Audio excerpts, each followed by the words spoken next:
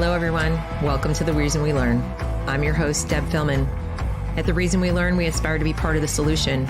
The purpose of this show is to take a good, honest, potentially painful look at the way kids are being educated. We know we can do better, and this is where we'll talk about how. Let's learn something.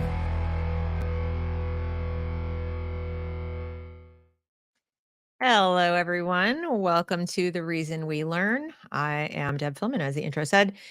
And I'm so glad that you're here for today's show. If you are new to the channel and not yet a subscriber, but you're interested in being part of the solution to our education crisis, I hope you'll subscribe to be notified when I make new content. Please also like and share this broadcast so others can benefit from the information we are about to share with you. If you are interested in becoming part of my community, I have one at wokescreen.com/the reason we learn. And you can get more personalized attention from me, get questions answered about education, research, projects, etc. And that is where you would go for that. I am really excited about today's show because, as I say all the time, each of these shows or interviews is an opportunity to hear from people who are working to improve, and I say education, any way they can. But in Ada's case, she's working to improve people, minds, just thought processes in general. And if you're a follower of this channel, you might remember some of the shows we did in the early days called Making Connections. And I would encourage you to go back and find those in the archives. They were great shows where we talked early on about some of the issues coming up in race and the discussion of race right after George Floyd and in the months after that. And there are some really great shows where we discussed it because she's in the UK, I am here, and we were just comparing and contrasting how this was manifesting. So Ada Akpala is a writer, commentator, and content creator. She is particularly interested in subjects and narratives about race and identity. Once featured on BBC Radio 4's Analysis, she seeks to empower individuals by challenging victimhood and defeatist mentalities. She aims to uplift people and discourage divisive beliefs that undermine personal morale and fuel intergroup tensions. And she is the Senior Content Officer at the Equiano Project, the link for which is down below in the description. And I would encourage you to go take a look at what they do. Great organization. The reason, well, aside from just missing her and wanting to talk to her in general, the reason that Ada is here is to talk to us in part about what she saw go down with me earlier in the month related to the Black Joy campaign at Target, and just some of the language that she saw bubbling up to the surface around that, but not just me, but in general, like how we are talking about race relations and how it has gotten radicalized in a way, and how that's affecting race relations. What is the impact on our ability to relate to each other? So please join me in welcoming Ada to the studio. Hello. Hi. Hello. I'm so excited to have you back. I've missed you. I know. It's such a pleasure to be here. Missed you too? I know. It's like I watched you from afar. I'm like, look at her. She's doing all these awesome things. And I'm so happy for you. And more importantly, I'm happy for the world because every time I see a really brilliant communicator like get noticed as they should be noticed, I do a little happy dance because, I've said it many times. Like I would love to turn off the lights and I'm teeny tiny, but I'm just saying I would love to not do just other people better than I am at this because I'm not particularly great at it, but you're doing a fine job. And so thank you from humanity. You. No problem. Thank you for that. I'm utterly flattered. I mean, I've always said that I didn't set out to change, the world or, the whole of humanity. But if I can just reach out and touch, each individual at a time, I think that's more than enough for me, because that's what happened with me, right? When all the voices and all the noise you hear about, race and identity, and it just takes that one person, that one video, that one podcast, and you're like, oh my gosh, I'm not crazy. Really? Get out of here. So yeah. Right. Exactly. But the feeling of crazy can get to you, can't it? So what you look at and you say, like, this seems so clear to me that this is actually potentially harmful to people. And then when you try to express it, you feel like, am I in an alternate like reality here? Like, what's going on? And certainly that's how I felt a few weeks back with the situation with Target. And you noticed it. And I would love to get your take on it because you know me well enough to know what was in my heart, right? And then to observe what people were seeing, what they were saying. And while I'm sure, and even I would critique exactly what I said and when I sent it and how it, like there were better ways. No one would dispute that.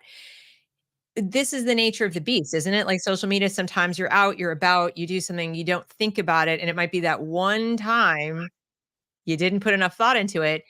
And while you don't apologize, like, I'm not sorry, I didn't do anything wrong. Like, apologies should be reserved for when you did something wrong. Like, you have a good reason to be sorry and not just that wasn't the best, like, most articulate way for me to make my case, right? And so, what was your thought, like, on seeing that happening? Yeah, so like always, these moments should be opportunities for conversation and dialogue. But what you find is that that doesn't happen for a few reasons. But obviously, the first reason is because you are quote unquote the wrong color, right? To even make a comment like that, to even go into that territory, right? So that's already out of the window for many people who have been racialized, right? Who have been radicalized through their racial identity, right? Right. Race has become central to their worldview and everything becomes black and white, literally. So that already took, that already took that out of the equation.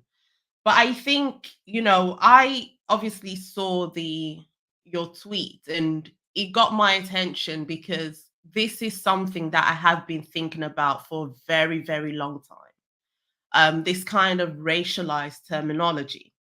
And I really started to think about it, obviously, when all this race reckoning happened and, racial consciousness was heightened, in sort of 2020 and so on. And there was all this talk of, Black people are excluded, Black people are othered, from society, from spaces, from life itself. And then you would have these kind of things of specific racial terminology, like, the Black experience, right? Black pain. So you're racializing your own existence. So the first thing that that will do is that will other you because that doesn't happen or we don't see that with any other race, right? You don't have, except from the negative with white people, like white rage and white tears and all these things, but you don't really see anything else going on like that. So we are racializing ourselves and we are othering ourselves in our fight for inclusion. So that's when I start to really think about it all. And anytime I see someone kind of mention it, I'm drawn to them. And that's why I wanted to talk to you about it. Yeah. And it's so interesting that you bring that up because Target is a store where for as long as I can remember, as long as I can, I mean, going back to my 20s, first time I ever shopped at Target, has always been what we would in today's vernacular call an inclusive store in its marketing. I don't remember a time when it didn't reflect the broader population of the country in the sense that, and you didn't think twice about it. In other words, initially it wasn't called out. It was just you'd see ads that looked like humans, right? Now they took a step towards body positivity, featuring bigger size models who were not airbrushed and things like that. So I've seen that happen. And there have been specifically, an effort to feature brands owned by or, designers who are Black and so forth, minority owned companies. And even that never really caught my notice in and of itself, right? It was kind of like, okay, so the company is owned by that, like if that's something that they want to do as a company, that's a free country, and it wouldn't phase me. It's not something I would even really notice, except in retrospect, like going back and going, it's the language. It was specifically the wording, specifically the focus, making joy Black joy, which I happen to know a little bit about the campaign, so that really also got under my skin. That felt more separatist than inclusive. So rather than highlighting, hey, it's Black History Month and this is the time we're celebrating, and let's feature historical figures on t-shirts and so forth and have a big celebration as a nation for the contributions of these people to all of us, all of our lives. Like, we all benefit from these contributions. It felt separatist to me. It felt segregated. And it wasn't about, I feel excluded. And that was, I got accused of that. I was like, no, you're excluding her. Like, so when I looked at the little girl on the poster, I was annoyed for her. I, as a teacher, as a parent, I'm looking at this beautiful little girl and thinking, like, no, I don't want her growing up feeling like she has to experience joy separate from me or separate from anybody who looks like me. I don't want her to grow up believing that, because I literally don't know anybody personally and haven't really in my life who would want that. And so it was a message and directed at children in particular that I took issue with, language wise. And not that, and then the fact that so much of the material was merchandise I literally could not buy. So the way my brain works, unfortunately a little too fast for my mouth or my fingers on the keyboard, is I thought to myself, like, if this is a t-shirt featuring, jazz musician or somebody, or all not manner of Black historical figures or events, I could buy the merchandise, I could wear it, I could have it in a tote bag, I could celebrate, I could participate. And again, it's not like, wow, I'm left out. I could be like, this is awesome, check this out. And it felt like, no, we're very actually quite eager to have it not be something that you can participate in, and which to me narrows the opportunity of Black History Month to reach people. And I think it called out something like, why is there this eagerness to be segregationist and exclusionary? And my ire was directed at Target. So my ire was not directed at the face of the little girl or even any of the shoppers there, even anybody who might buy that. I'm like, okay, you're innocent in this equation, and to a larger degree, certainly than Target. My issue was with the commercial enterprise using this and exploiting this, I felt. And that's what bothered me, was that why are you doing this to play into this side, this picking sides in this discussion? Yeah. Yeah, exactly. And, the thing is, I do feel, even though something like Black Joy, in theory, might be well intentioned by some people, it definitely is politicized and it has become weaponized, right? And in my opinion, and from what we see, it is divisive. It is exclusionary in practice. In theory, it might be well intentioned. There may be reasons why people feel the need to have this kind of separate category for their own experiences, emotions, and so on. And we can talk about that a little bit more in a bit. But I think that by embracing or celebrating this racialized notion of joy, the so-called Black community is setting itself apart, isolating itself, rather than coming together, rather than sort of moving towards that common humanity. And, by the way, this isn't just something that's just happening in the States, right? In 2022, as part of Black History Month here, and we have our Black History Month in the autumn, in October.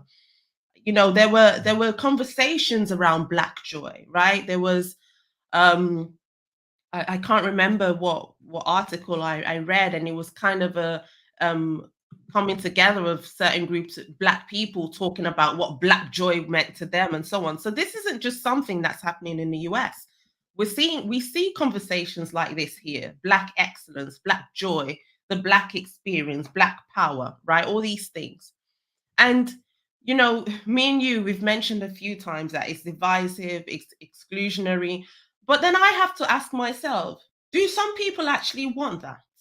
Do they actually prefer that exclusion or that otherness, even though they claim not to? But do they find power in that? Right? Many claim to, have power and stuff, but then you see them actually embracing more that victimhood status. And I feel that a lot of these things are tied to that, right? That status of victimhood. So Right. I'm not sure if people, the same ones who are claiming to, want the inclusion and stuff, I'm not convinced that they want that. Because if you do, then you'd use every opportunity to actually find something that actually connects you to other human beings.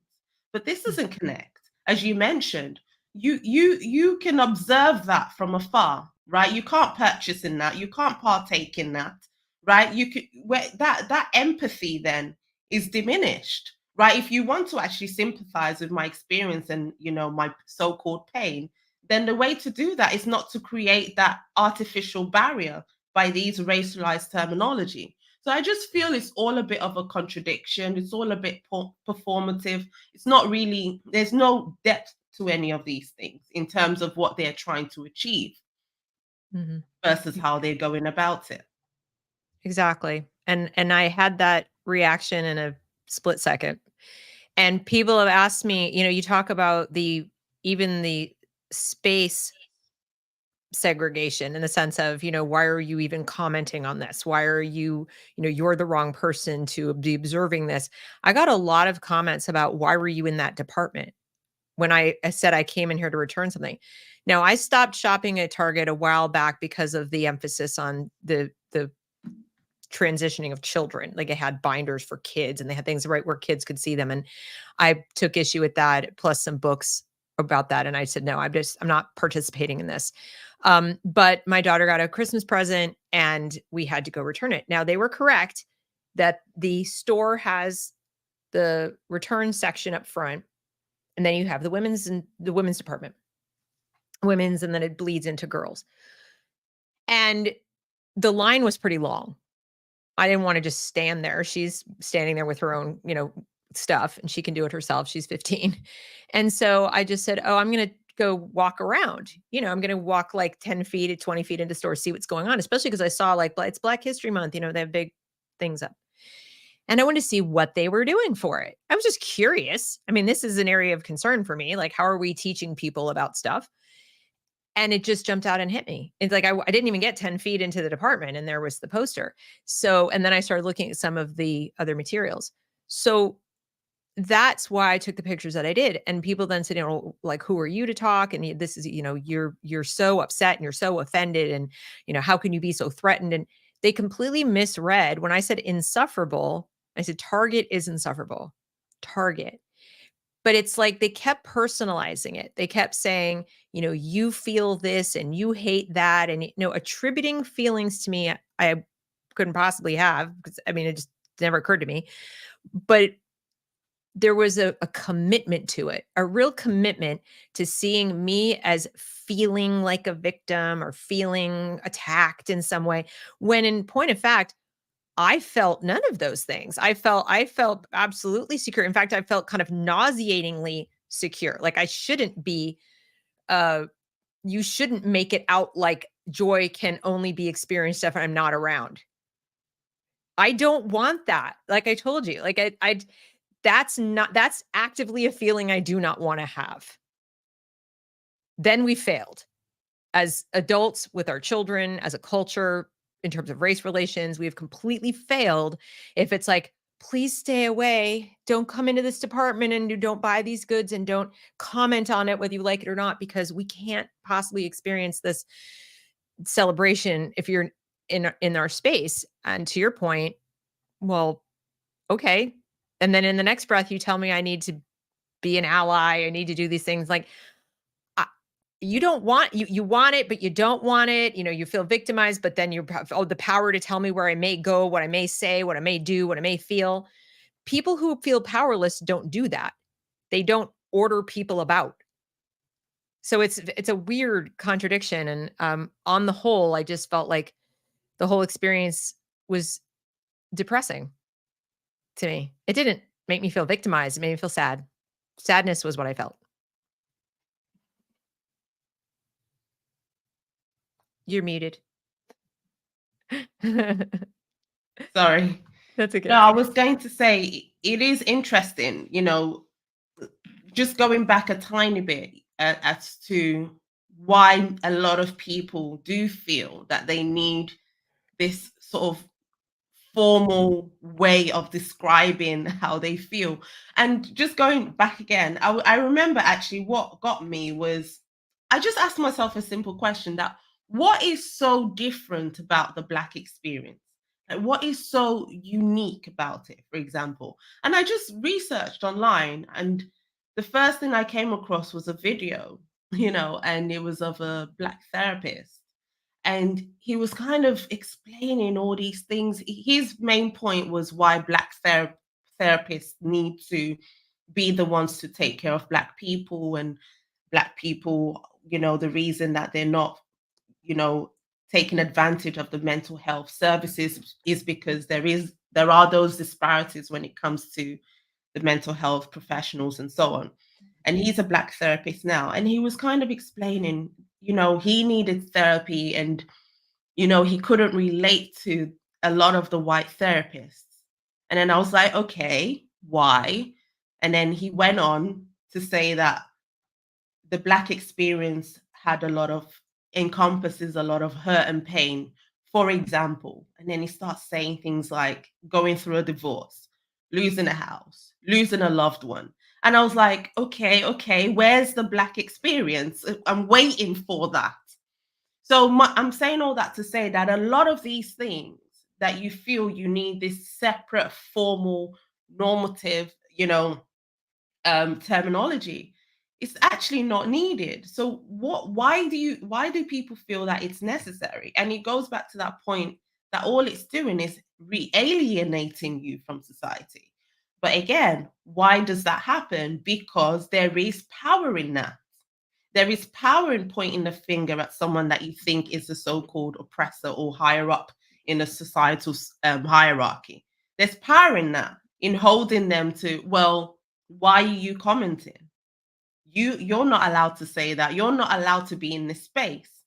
But then when I want you in this space, why are you not in this space? Right? So it's just a little bit confusing, and it remains so to drive that, that culture of, what can I say?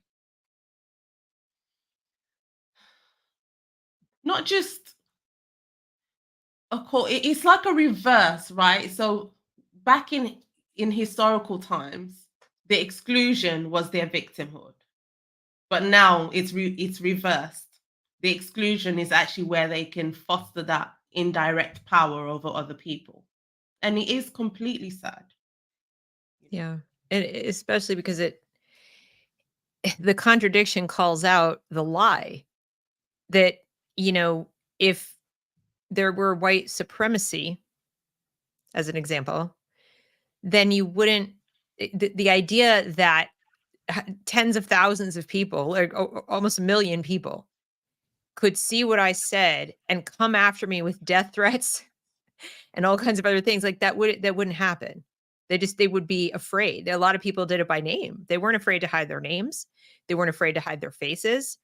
Uh, they were saying they were going to go find out where I worked and get me fired. And the whole while I just kept thinking, that's an incredible perception of power that you have there over me. That you believe that you can do that. That you absolutely believe we're going to on Facebook. They're come on, girls, and it was a group of women that gathered a little posse together to go find out where I worked, find out, so they could get in touch with anybody and everybody to prevent me from ever being able to work again.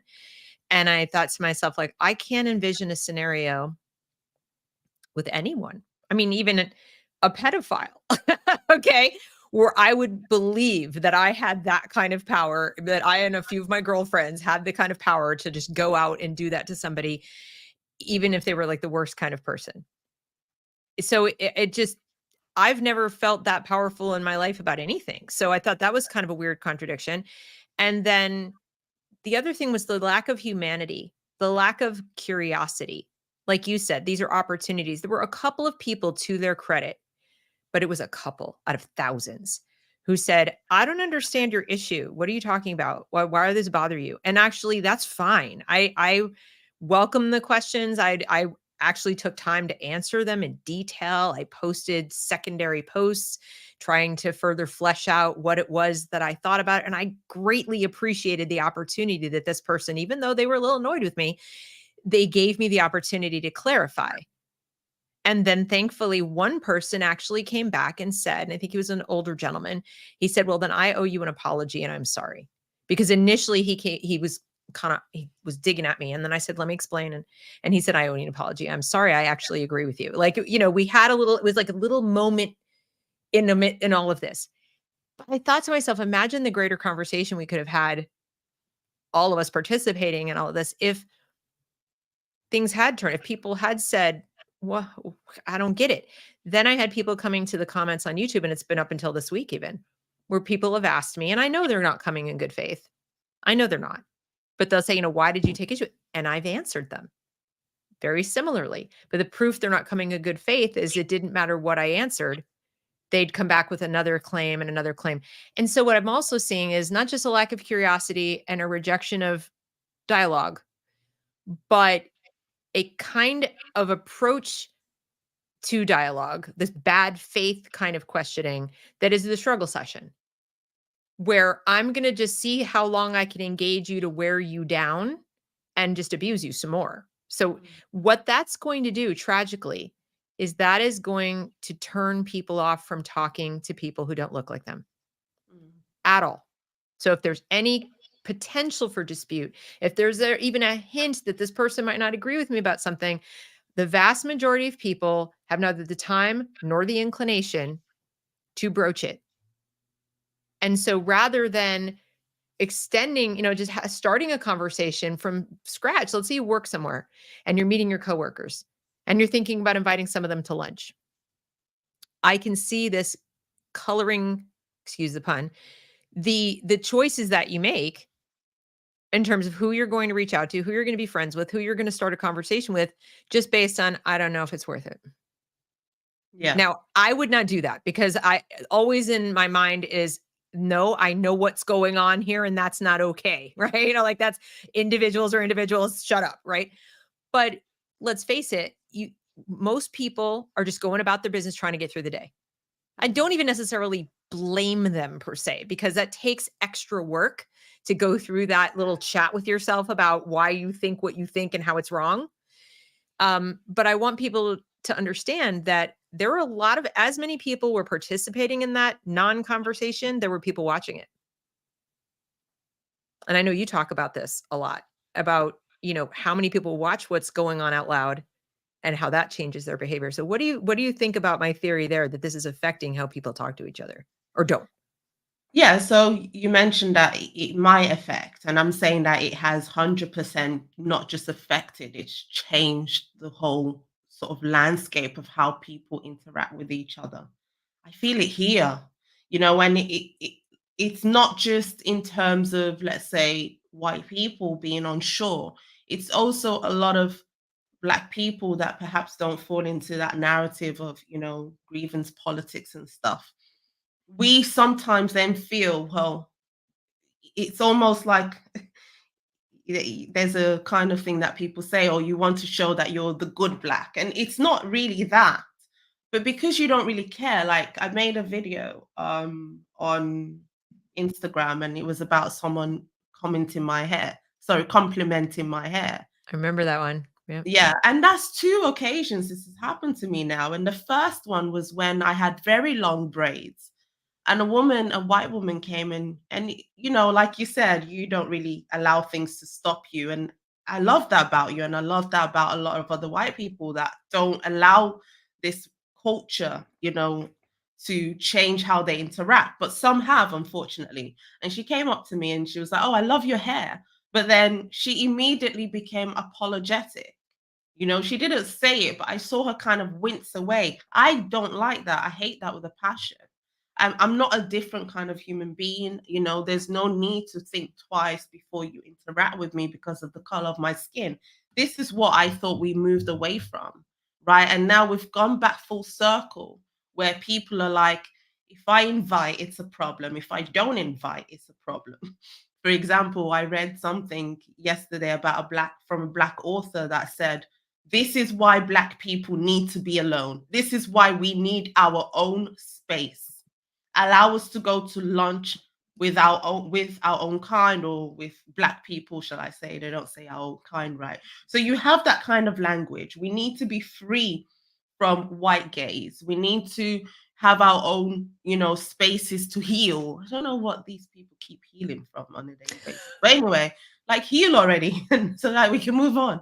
But anyway, and then in the same breath, you have a picture that circulates on Twitter of white people, a white family, right? Remember that picture of white people in a lunch or dinner or something? It was just all white people in that long table. Do you remember that? Yes. And then it was like, oh, wow.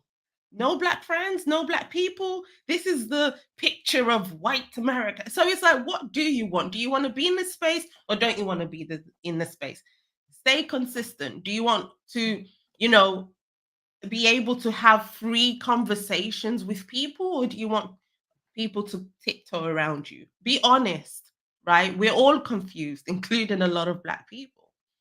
So I'm not yeah, sure they know what they want.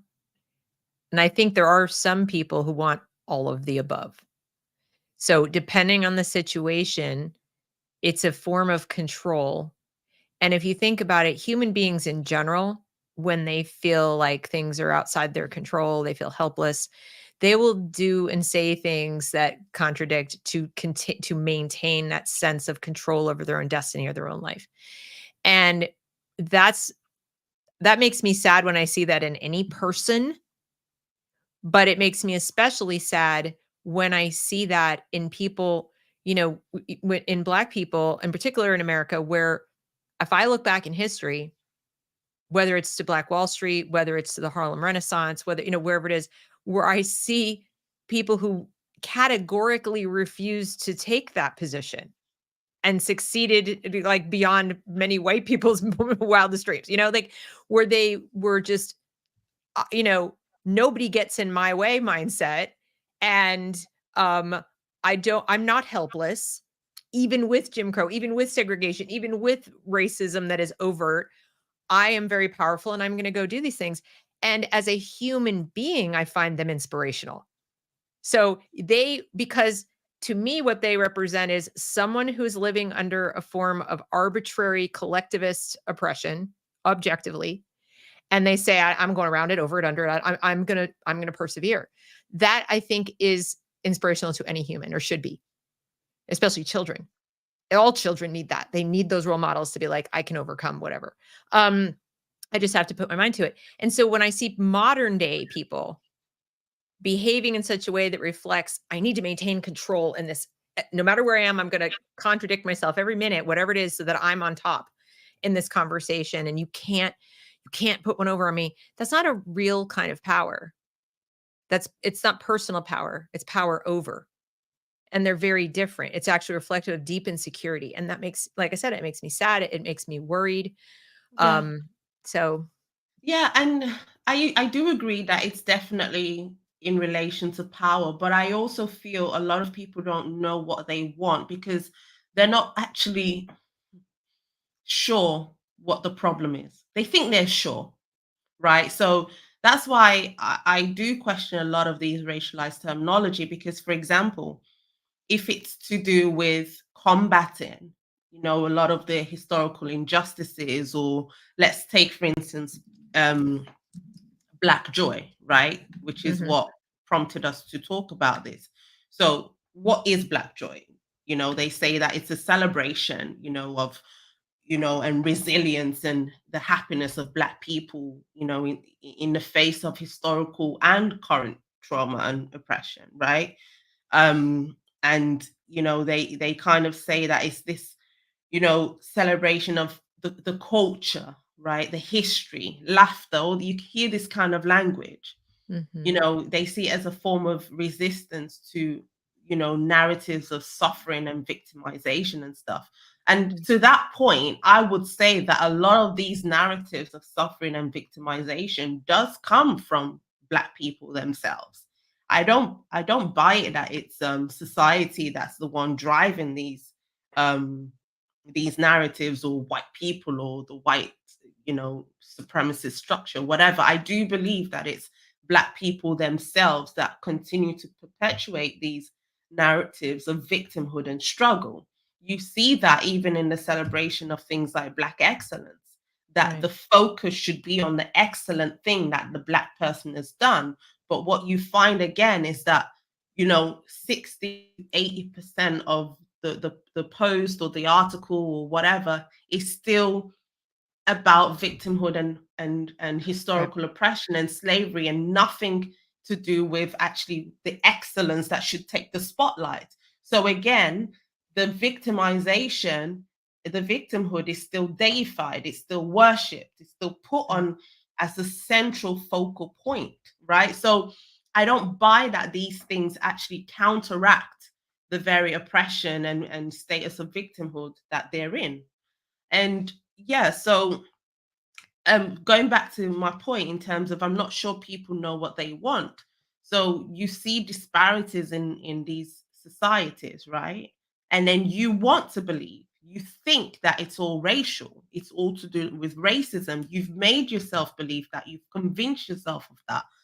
But I'm sorry, the stats don't fly, actually, especially when you look at the disparities within minority ethnic groups, right? We never look into that. So if it's all about racism, then it should be clear.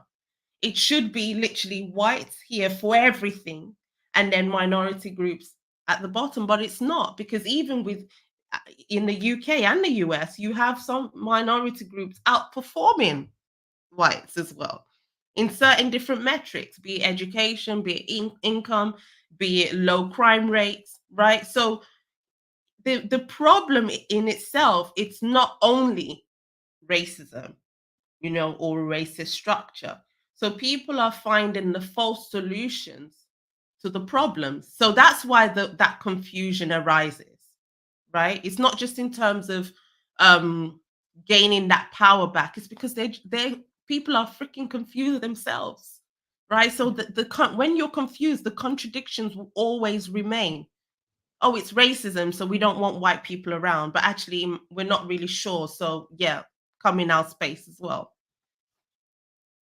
So And I can't help but feel like the whole thing is a function of people being sold a conspiracy theory, like a kind of lore about white people. So even some of the comments that I got, the blanket assumptions about me based on what I look like, purely based on what I look like, that I've never suffered, that I've never lost. You talk about, divorce, or you talk about losing a home, you talk about all the different, money losses, whatever. But just the assumption that these things don't happen to people who look like me, or haven't specifically happened to me because I look like this. And that creates a kind of lore. And then when you add to the lore this idea that all these disparities that you just mentioned are a function of something that people like me are doing, constructively to hold back, Black and brown people. Somehow we gain from that. Like somehow that's the irony is that even during slavery times, the South suffered, and I don't mean suffered like boohoo suffered. I mean, in terms of economically, they did not grow like the North did because of slavery. So rather than being their means of getting rich and all that, was the means for very, very few people to get rich. But as a region, having slave labor kept them hundreds of years behind where they ought to have been. And that's why it was like two completely different worlds fighting each other in the Civil War, because one did not have slave labor and one did. And that's why they had the Industrial Revolution actually worked there and all that. But if you're holding on to like my free labor, you're not going to advance. So it crippled the South economically, which is one of the main reasons they lost the war. And we never talk about, we're not even really allowed to talk about that, because the narrative is that slavery made them rich. It made like this small, tiny, I think it was like 30% of the people who own the land rich. And the same is true even now. I believe there was a concerted effort at a certain point in this country when Black Americans were not only succeeding very well, but quote unquote competing in some respects, that's when Jim Crow laws came in. In other words, that you make the laws to hold back. And then I think the conspiracy theory that is still going on that's still the answer is easy to take hold. And you add the lore about what white people are like. To me, the test is flip it around, flip the language around and replace black and brown with white. And people would wince. People would be like, ew, like that doesn't sound right. Like, I hate to break it to you, it's also not right the other way. Whether you call that racism or you don't call it racism is kind of irrelevant. It's a bad concept. It's a false concept to racialize these statements because they overgeneralize and they treat people as collectives rather than individuals. But I think that conspiracy theory has been bought into much more because it's been sold, like literally pummeled into people's brains. And it's very hard to break through that. Yeah, exactly. And I really like that you mentioned that it collectivizes people, right? Even though when you hear the definitions of some of these terms, right, they a lot of times they try to emphasize, but there's no one definition, right? There's not one definition of Black joy. There's not one definition of Black excellence. But like I was mentioning earlier, or try to mention, it's like it seems, however, that there are only certain kinds of Black joy that's seen as valid, right? There are certain kinds of Black people that we see, promoted in these Black excellence posts, right? So I wrote about Black excellence very recently, and I was questioning, why don't I see, for you guys have Thomas Sowell, we have Tony Sewell. Why don't we see them in, the Black History Month newspapers and magazines? Why don't I see more of them? Why do I always see Diane Butler, for example, which is Diane Abbott? Sorry, I was mixing, in fact, Dawn Butler and Diane Abbott, which are two Black female politicians here. Why do I always see them receive the praise and the acclamations? Where's Kemi Badenoch, right? And so can you see, there's not one experience, there's not one definition, they say, but it seems that the only kind of the same kind of people are always, celebrated in these posts. So again, it's not necessary, it's very political, right? And it has been weaponized, right? These are ways to, keep certain people in line, like the Black community and stuff. And I think we need to break away from that.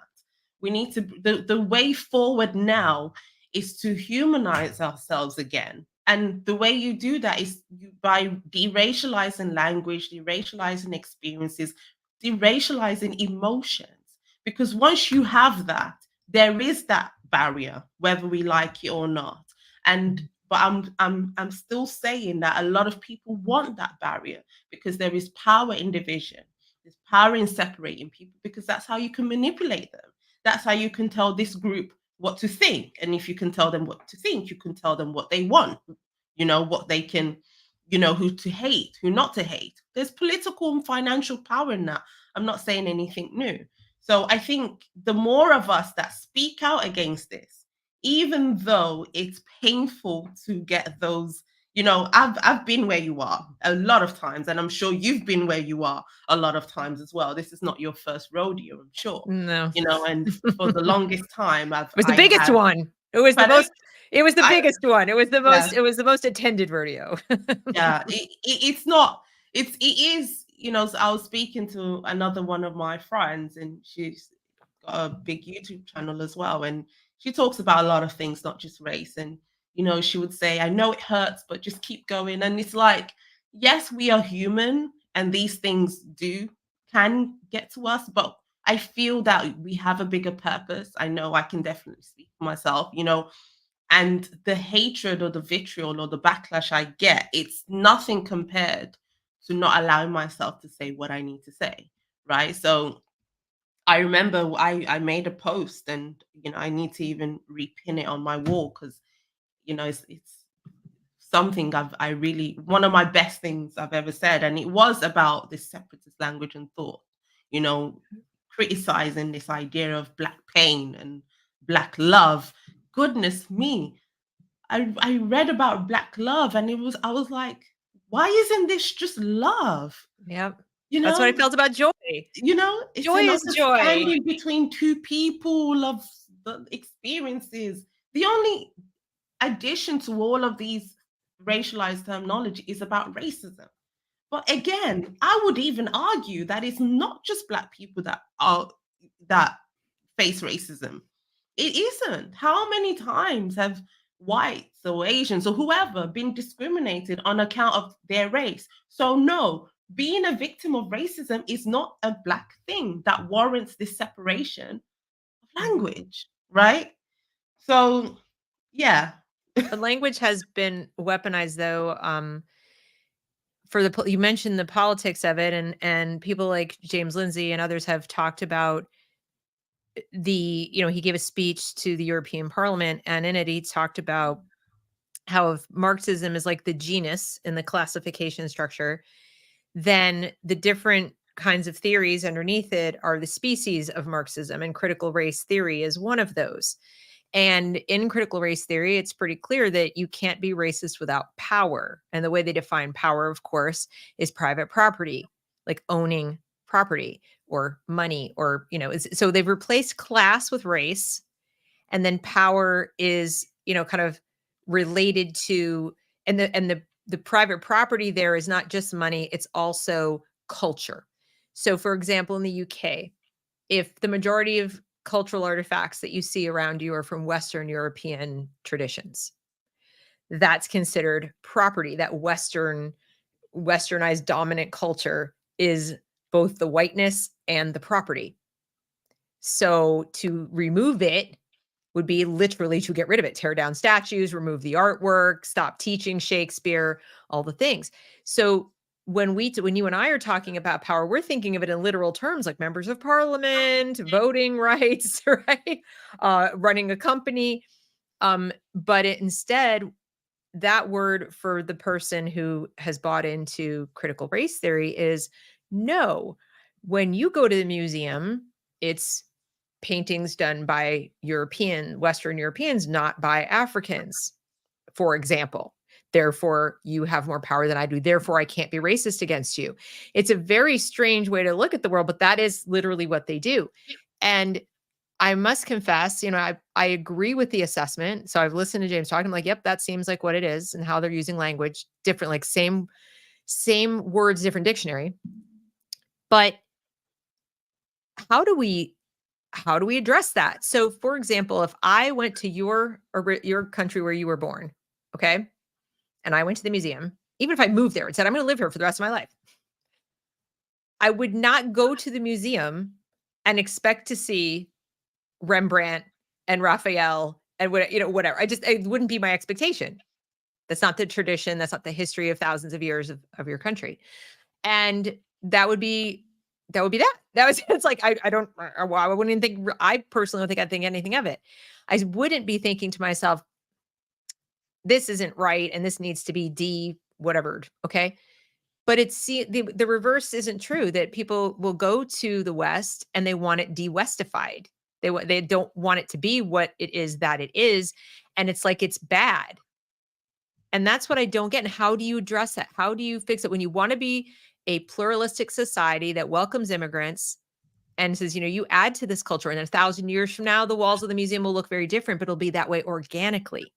It will be, like some of the Rembrandts and some of the paintings done by, it'll just be like, it'll evolve, and it will be a mixture of everything that we decide is wonderful and worth preserving, but it won't be done by force. Right. And that we can't have that conversation. What do you like? How do you see this playing out? Because like, they're not wrong that you go to the museum and it's white people's art. But why wouldn't it be? So that's kind of like where I get stuck. And if that's power, then I don't know what to tell you, because it is,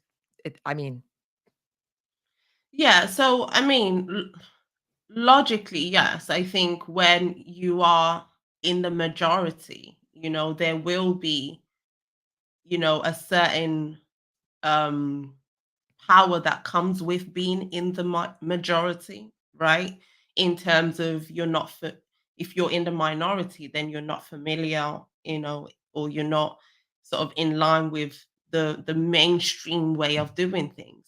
But I don't see that as nefarious. I see that as quite natural, that if you are in a country that's Like if I move to Sweden, for example, I'm not going to expect to have my own origins, national holidays, and things like that. I think the reason why people play this game in countries like the US and the UK is number one, because they can. I think these countries, in their push for diversity and pluralism, like you said, I think, it's easy to kind of enforce that there needs to be more of your things in the country. And it's interesting because it's like what I'm seeing is that now we're getting to a point, or we are pretty much there, I think, where anything Western and anything quote unquote white is bad by default. So it doesn't matter the reason, right? I always say, like, if any non-white person is involved, then that's diversity and that's culture. But if it's a white majority thing, then that's automatically racist, right? That's why you have people questioning things like, you will see the articles come up from time to time, right? Why is skiing anti-black? Why is golf anti-black? Why is the Peanut butter. Pardon? Peanut butter. Yeah, things like that. Invented by a black man, but it's too Yeah, white. yeah. Why is, as we have here now, which I really want time to talk about and write about, I mean, in my own sort of Yeah. space, why is the countryside dominated by white people? The British countryside. I live in the countryside, and I moved here because I think, and I found that the countryside is 100 times safer than where I was in North London. 1,000 times safer, right? So Yeah. that's just an aside. So it's like anything, of course, there's more white people. It's a majority white space compared to Right. London, that was majority mixed, right? Different ethnicities. But where I am now, it is majority white. But I don't feel unsafe. I don't feel othered.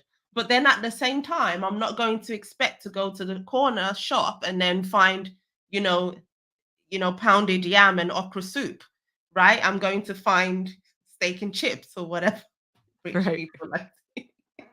But you know what I mean? So if I'm coming from a different place, I guess, because I'm an immigrant. So I will say this to say, if I wanted my own things, I would have stayed in my country, right? If I wanted my own dominant culture, then I need to stay in my country.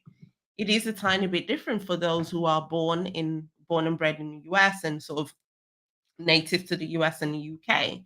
But in the same breath, they will naturally be more of the majority thing than of your thing. And that's not a nefarious, evil thing that's going on. That's just something that's natural. You will Right. not have 50% representation in the media, for example. And this constant push for this is actually making it that minority groups are overrepresented in the media, right? Black people are 3% here of the UK. We're about 10% of the media representation. And we're still saying there's not enough representation, but now you are actually overrepresented. So it's funny when we want completely sort of a representation according to the population. And when we want equal, so we want 50 black people and 50 white people, well, that doesn't make sense, right? So, yeah, I think we're definitely at a point where anything white is just bad and racist, and let's look for whatever, evil intention is behind that. And anything that's non-white is noble. I mean, we've passed that point already, if I'm honest. Do you think it's going to resuscitate racism, actual overt, explicit racism, Against. like between white people against black people that who maybe Oh, never before would have given it a second thought, but are now like crossing the street, not having a conversation, not having anything to do it. I mentioned about the discomfort of, and then they'll say, oh, that's your white discomfort and that's your white, and it's like, your white fragility. It's like, or it's I don't want to get my ass kicked gene kicking in, because there have been people who have been threatened and so on. But that's different from actual hate. Like people just saying, I won't work with, I won't hire, I won't date, I won't, all the things. Do you think that's on the rise? Oh, 100%. I think in two ways. I think, yes, it's that kind of subtle bias and subtle racism again of, crossing the street or, again, not hiring, right? But I think the backlash will come and it will be heavy if these things don't stop, right? And I was seeing that a lot, for example, it happened a lot when you would see like the race swapping thing going on, and you had the thing here that they were saying that the first Britons were black, right? First first of every civilization is black at this point. There's another post that the first Chinese were black, and with the first of everything, and that's fine, whatever. I don't, you know, whatever that helps, in terms of your own psyche and your own, it does nothing for me. I need to know about now what's happening now. But anyway, and then, but sadly, because of that, I mean, I spoke against that, and a lot of us, we try to approach things in a more nuanced way, right? But it will resurrect a lot of real racists that will then see that opportunity in the name of anti-wokeness, I have to say, in the name of conservatism, in the name of, right-wing extremism. They will cloak that in terms of, well, we're just challenging the narrative. And I saw a lot of people specific to this challenging a race swapping would make long videos going through why this person can't be black. And again, it's fine, but then I saw a lot of racist language, like look at the skull sizes, look at the going back to the history. So can you see we're going back there? And you can say, well, of course there's going to be backlash, but this is what we don't want. We want to move away, completely away from these things that were invented in the 18th, 19th century. And we're going exactly to the root, exactly back there. So yeah, it's definitely happening, and it's going to get worse if things aren't nipped in the bud. Yeah. So what do you think we should be doing when things like this come up? For example, what happened to me? I refused to apologize. People kept demanding apologies. I refused to do it. I did explain until people showed they were in bad faith, and I blocked them. I did end up taking my account private for a couple days just to calm things down, and then brought it back up because I was like, all right, they'll get tired of it. It's like a fun game for them, and then they'll get tired. But I didn't do it because I was afraid. I just needed a little break. But beyond that, every time somebody continues to say, you have to apologize, you need to be held accountable, I just keep saying no. Like sometimes just one word, no. Sometimes you can't struggle me, and I'm kind of direct about it. Other times I will give them a more substantive answer based on what they've said to me, but I still ultimately say no. What do you think of that approach? Do you think there's a better way, or is there something we should be doing instead when people try to, and when I'm saying we here, I'm talking any human, regardless, it could be you, it could be me, having these conversations or being very open about things that we see with the radicalized language that's pitting us against each other, this othering thing that's going on. And if we simply refuse to participate, what do you think? I don't know if there's a right or wrong way. I definitely don't encourage engaging. I really just, especially as a commentator and a YouTuber yourself, I wouldn't, just because, like you said, it takes a lot to convince someone otherwise, and many of them, if they're not coming to you privately, I can guarantee you that they're not coming with good intentions, Yeah, you're probably right. or they're coming to try and get at you. So I mean, I learned this a long time ago. I used to engage a lot in the beginning, and now I just literally don't. I had my own, when I spoke about John Boyega, and his preference for black women, and I simply put, that's all well and good, but we all know that if a white person said they had a preference for white women, we wouldn't call them, progressive, or we wouldn't say that's a preference. We would call them racist. And I got a lot of hate from that. And I didn't reply to one because I know what I said, I know what I meant, right? And if you want to think something else, then that is a reflection of you that I am not going to entertain. So I will say, for two different kinds of people, if you are that person that's speaking out, you're in that public space, and you kind of, say something that touches that nerve, do not engage. There's just 0 point. I mean, say all you need to say, give the explanations or corrections as you need to, and then just move on. Because, like you said, it will die down fast. Trust me, but it won't die down if you engage. Right. Right. For those who is sort of in your private circle, I think that's a tiny bit different because we're now properly talking about people's jobs, and or, they said something in their workplace and or with their family and stuff. That is difficult because obviously you're in that place a lot more. It's not distanced like from on versus online kind of commentary and stuff. So I've thankfully not faced that, and I'm a little bit of a loner myself. I'm more than I don't have huge circles, and I don't engage with people like in real life about this anymore. I just found it's not worth it. But yeah, I think that one I just wouldn't know how.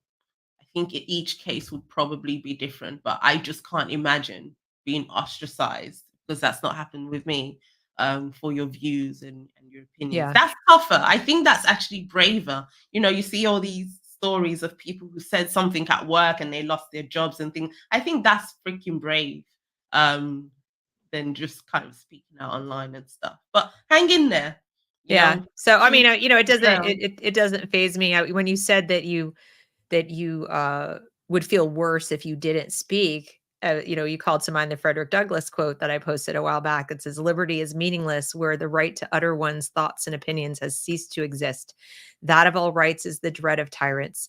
It is the right which they first of all strike down. They know its power. Slavery cannot tolerate free speech. There can be no right of speech where any man is compelled to suppress his honest sentiments." And so I feel like, you might not like what I say or you don't want to engage with it. The scroll on by. Like you could disagree. But I've decided I'm just gonna I think you're right, just not engaging at all is probably better.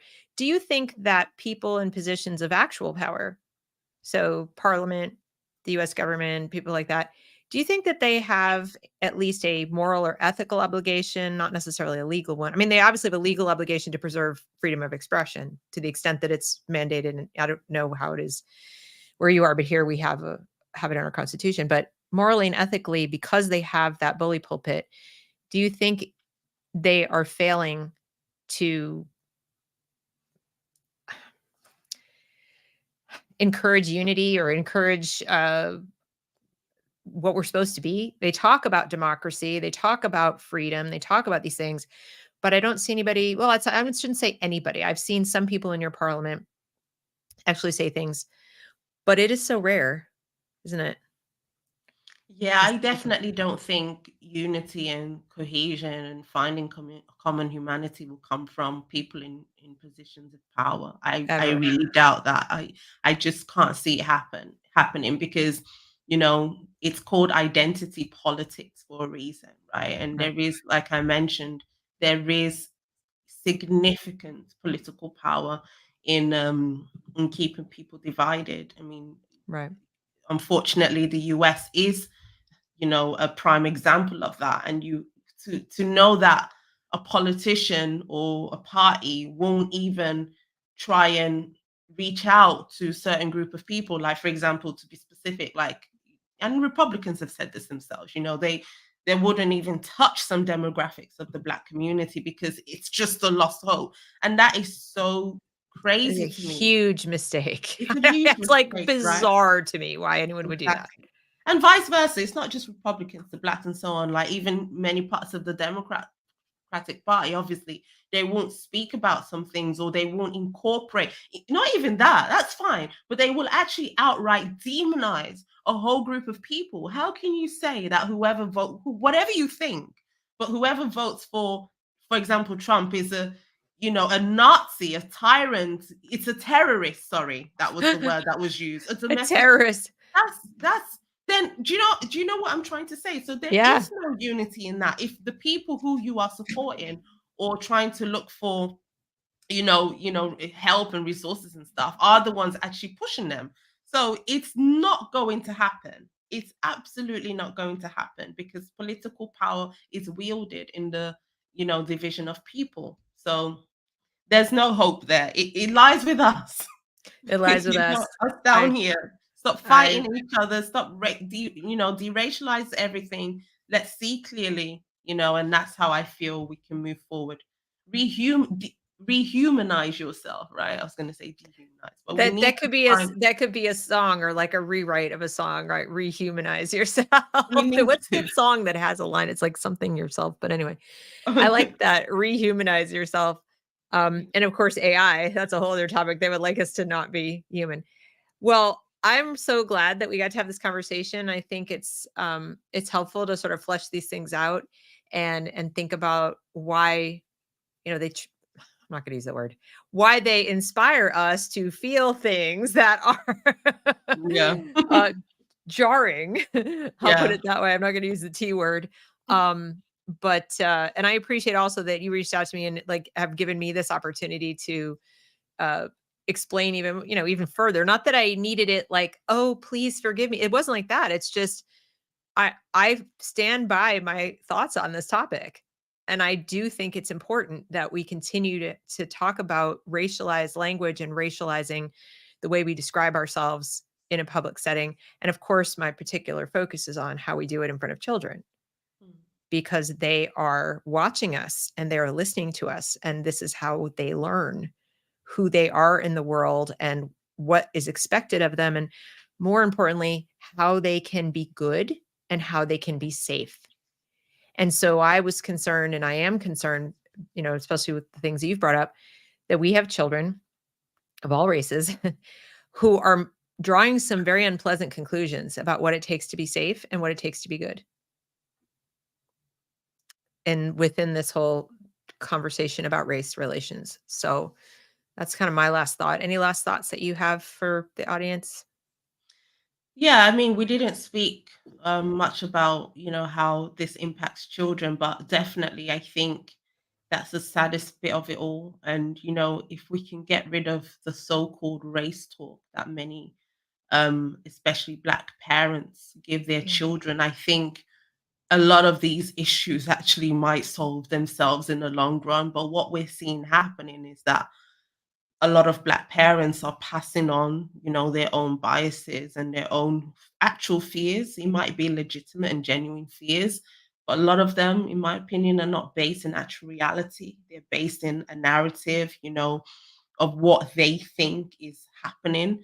And they're passing these on to their children. And yes, their children are growing up paranoid. They're growing up with a completely false idea of how reality is, what it takes to be successful, what it takes to be safe, right? And I think the more we, racialize, experiences and attitudes, this is a white thing, and this is a Black thing, this is the white way to think, the white world, all this kind of language. I think the more we get rid of that, then it will make a difference in how race relations are globally. Right. Exactly. Last thing I wanted you to do for the audience, though, is explain to us what the Equiano Project is and what you hope to achieve with it. Yeah, so the Equiana Project is a space here in the UK. So it's an organization, and we really push against identity politics, in a way that promotes freedom of speech, freedom of thought, right? Um, really going towards that common humanity again. And so I manage all their content. So on all our social media, we have great conversations. We've had conversations with people from across the pond as well, like Wilfred Wiley and so on. Yeah, so I really encourage everyone to definitely look into it if you're someone that's sick of, you know, the false narratives and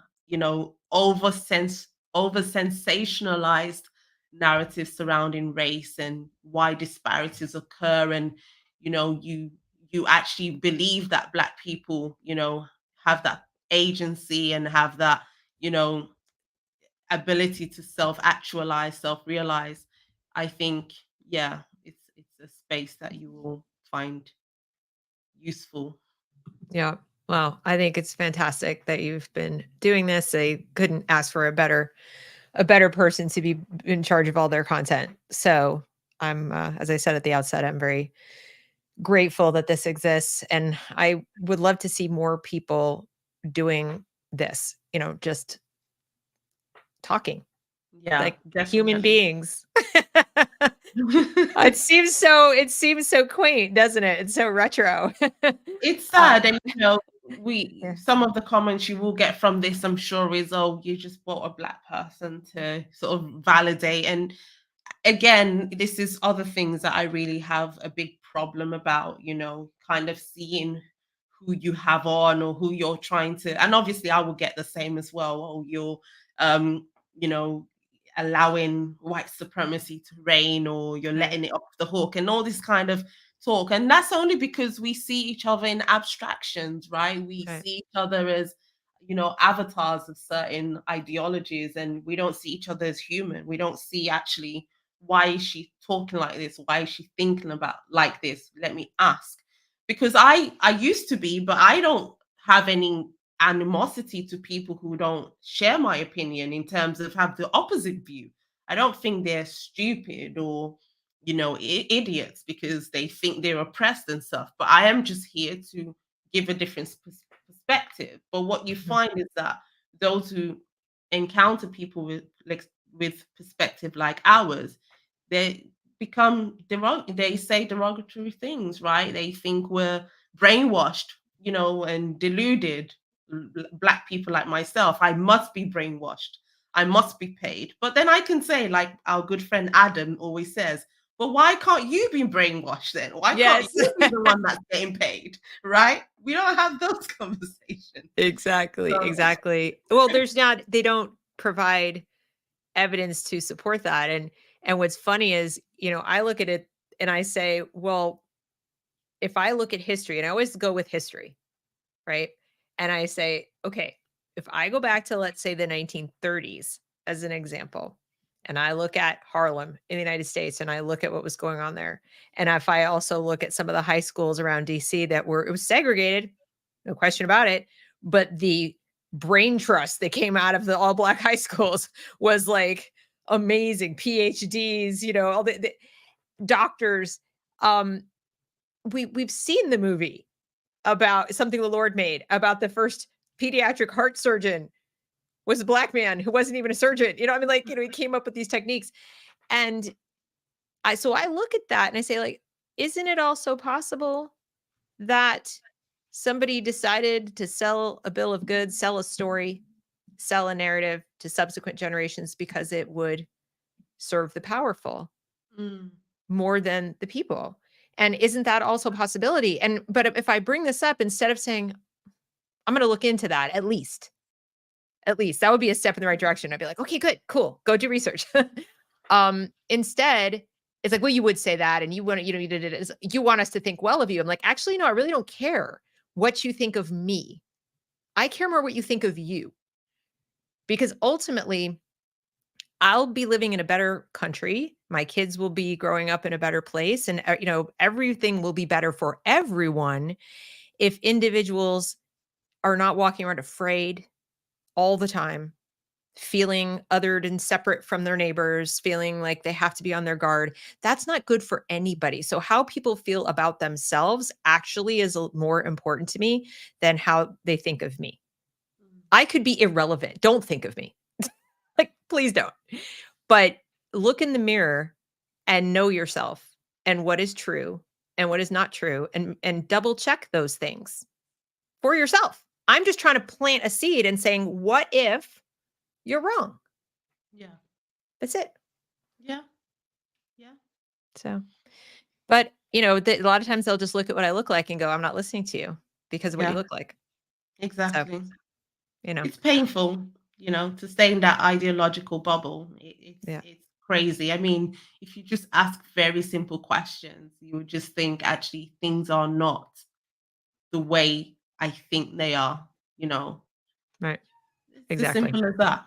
Why Simple is as it that. that? Oh, if it's all about racism, then why is it that this group that looks like me, are faring even better than the group I think is oppressing everyone.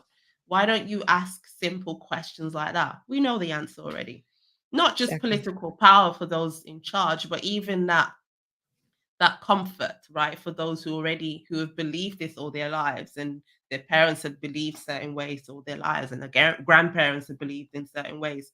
To let go of that it's scary, right? Yeah. It's more comfortable to be in that, you know, ideological bubble that I said. So Yeah, we true. get it, but it's not helpful. So you got to get out, right? You You got got to to get get out. out. Get out. You'll Yeah. have a better life. So, all right. Well, so in the description is how you can get a hold of Ada, and please subscribe to her Instagram as well as her YouTube channel.